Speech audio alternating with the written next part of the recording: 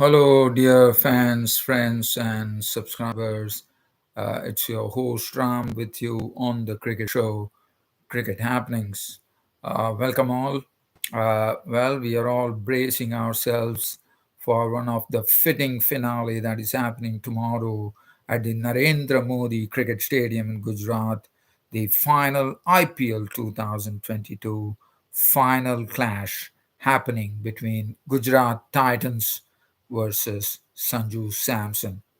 I'm going to do a brief preview of that final clash that is coming up tomorrow.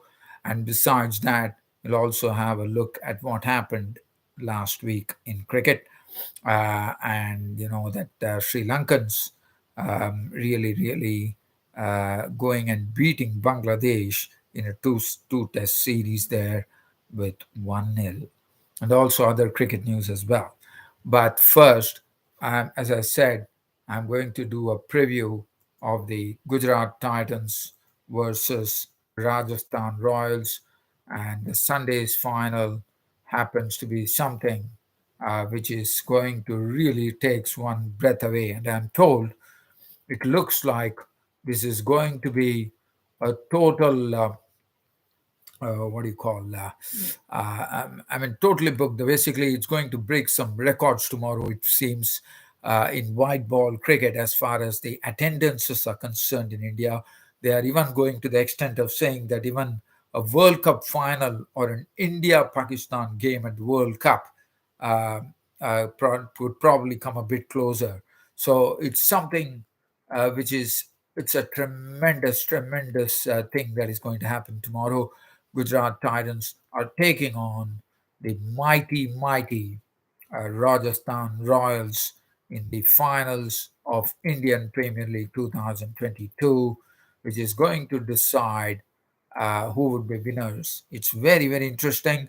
Rajasthan Royals, one would remember Rajasthan Royals in the inaugural IPL year, which was 2008, when the Indian Premier League was launched, and one would know that who was the captain at that time, a brilliant and intelligent person by the name Shane Warne was the one who lifted the inaugural Indian Premier League title with his great cricketing acumen. Now, we all know that this gentleman, Shane Warne, is no longer there in this world. But tomorrow would be an opportunity for the Rajasthan Royals to go really full tilt, as they would like to give a great tribute to this uh, uh, uh, great legend who passed away, Shane Warne. And Shane Warne would be the one. I think the Shane Warne's name would be the thing which would be really motivating the Rajasthan Royals to go for victory against the Gujarat Titans. At the other end, Gujarat Titans have a mighty home advantage.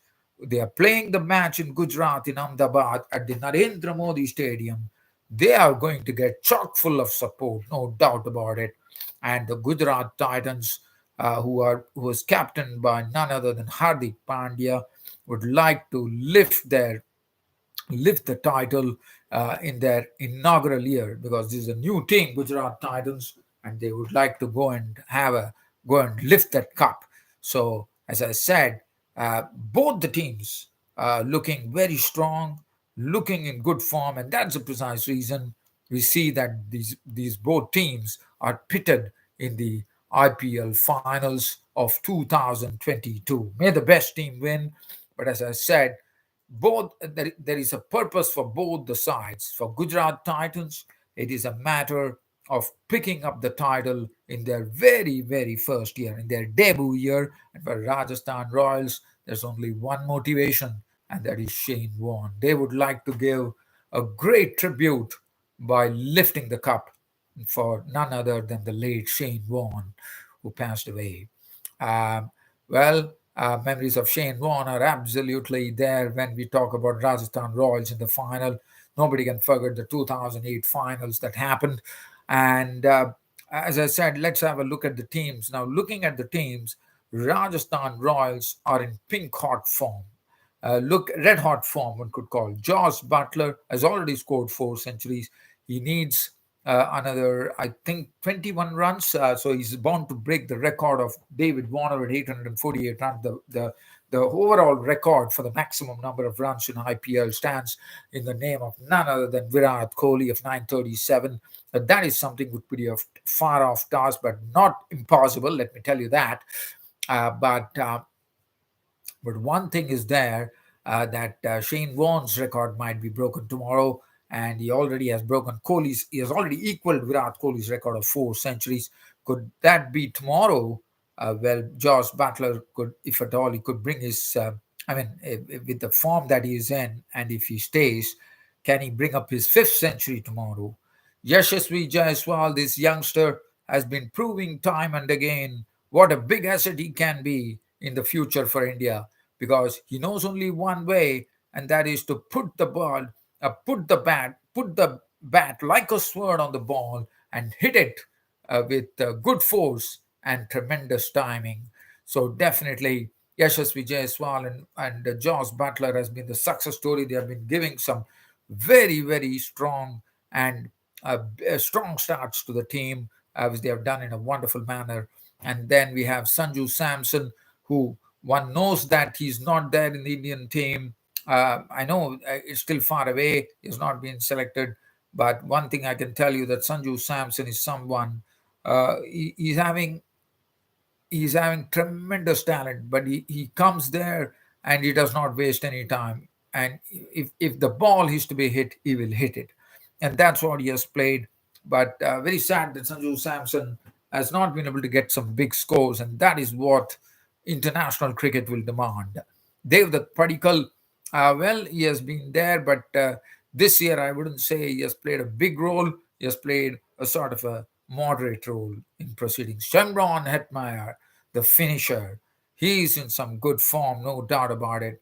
And he's someone on whom Rajasthan Royals will be banking for that for getting some quick runs when it comes to the end of the match.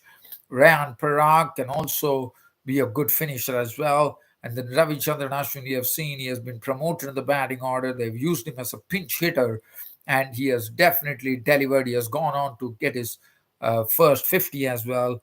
And besides, this is the IPL where Ravichandran Ashwin's all-round skills have been tested, and he has come up trumps, one could call, especially with the bat. Ball, there's no doubt about it. He has been a great bowler, and Ashwin has done a marvelous job in this IPL with the bat, which has been a sort of a turning point for Ashwin, I would say. Trent Boult, the bowler, Obed McCoy, he has made a massive difference after coming to the Rajasthan Royals. Despite heavy odds back home, I think Obed McCoy has performed superbly.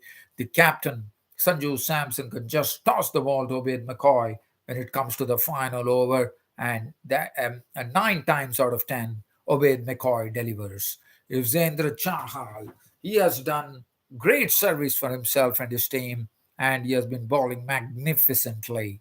Prasidh Krishna has been impressive, even though he has been tonked a bit, but he has come back strong, and he looks totally motivated to take on the Gujarat Titans batsmen tomorrow. Gujarat Titans, if you look at the Gujarat Titans batting card, again, the opening, Shubman Gill, the serene Shubman Gill, who just flows into his strokes when the time comes, and Riddhiman Saha, what a player he has been. I mean, he has been a total contributor, and he is someone who has shown a gung ho approach as far as the power play is concerned. In the power play, Riddhiman Saha takes off like an aeroplane, and Shubman Gill just not meanders along. He basically goes like a car. But one thing I can tell you, this combination of Shubman Gill and Riddhiman Saha have really put the opposition bowlers to dust. And that is what they are hoping, to get some electric start from Riddhiman Saha and Shubman Gill tomorrow. Matthew Wade, I have to say, he has been in the team, but he has not been a big contributor. Yes, as far as the keeping is concerned, he's Riddhiman Saha is a keeper, but Matthew Wade, to me, has been a sort of a passenger in the team. He has not been able to do any significant contributions, but what he does is that he still has. I mean, Matthew Wade goes by the name, and Matthew Wade, on his day, he can be devastating.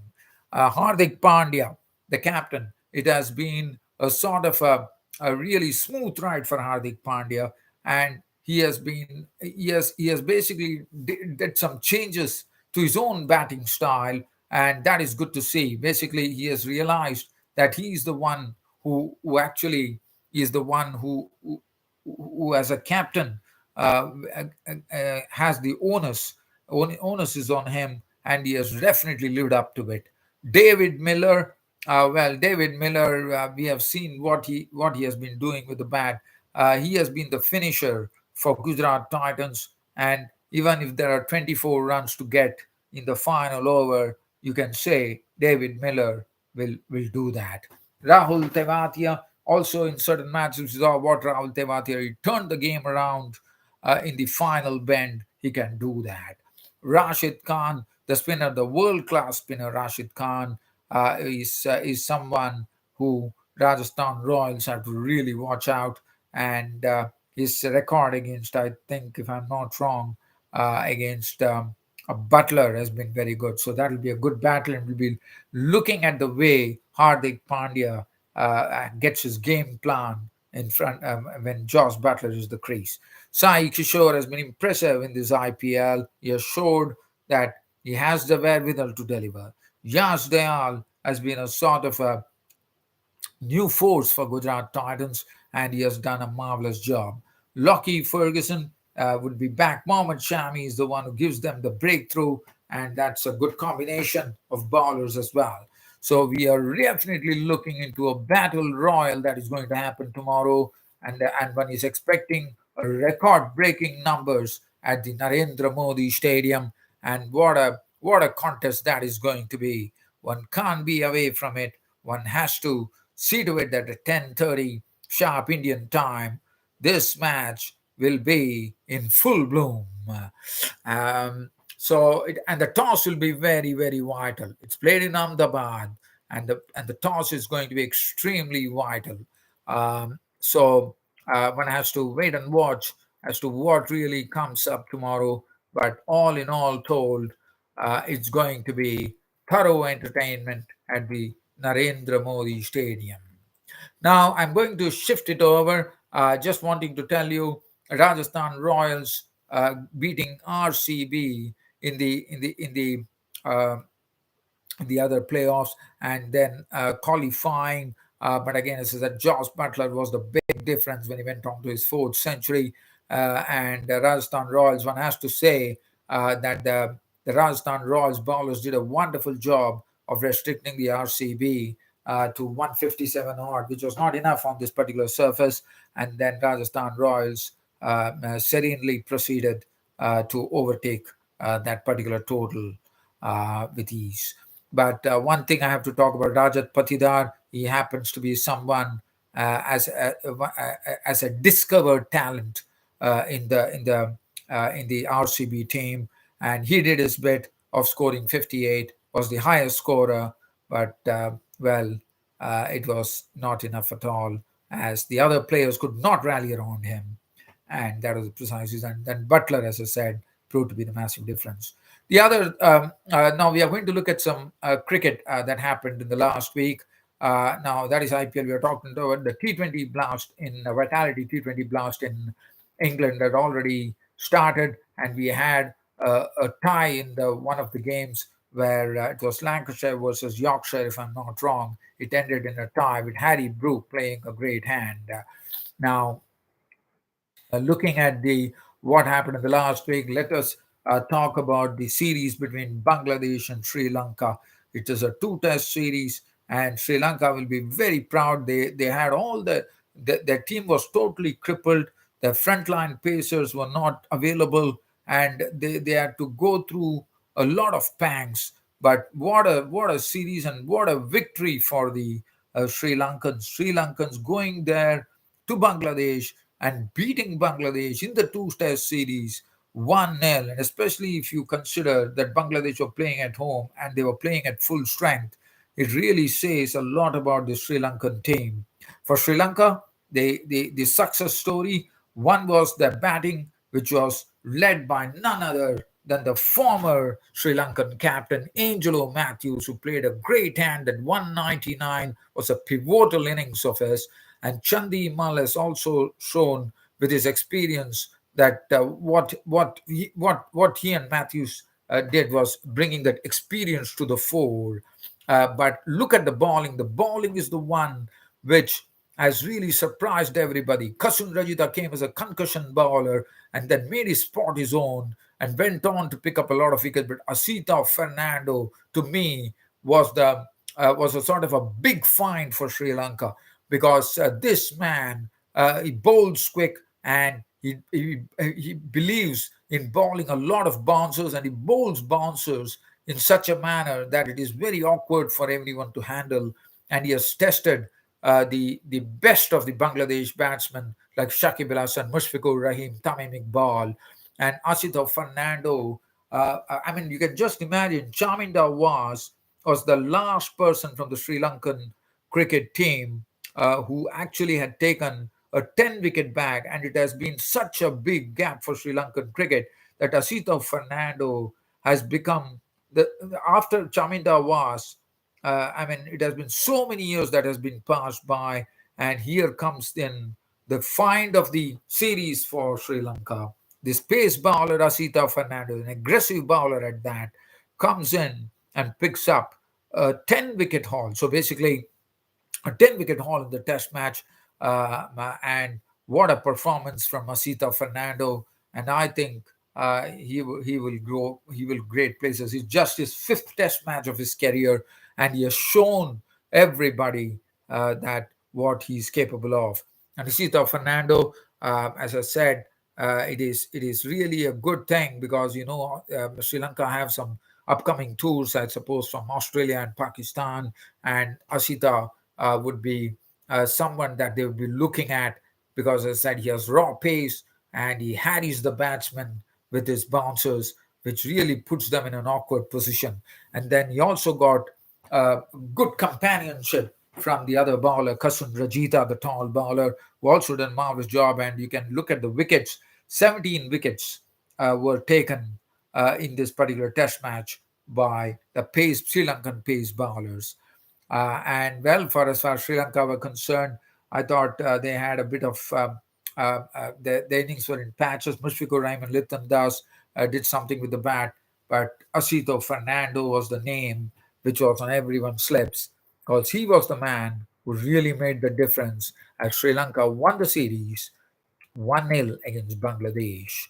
Now, the other news that I would like to talk about, I'm just trying to see whether there's any other cricket news that I could really speak about. Yes, let's go to one particular match that I would like to talk about. We are talking about a sort of a county game here. As you know, New Zealand are in England right now. But I have to say, New Zealand is 362 for 9 declared. The first class county is 11, 247 in reply.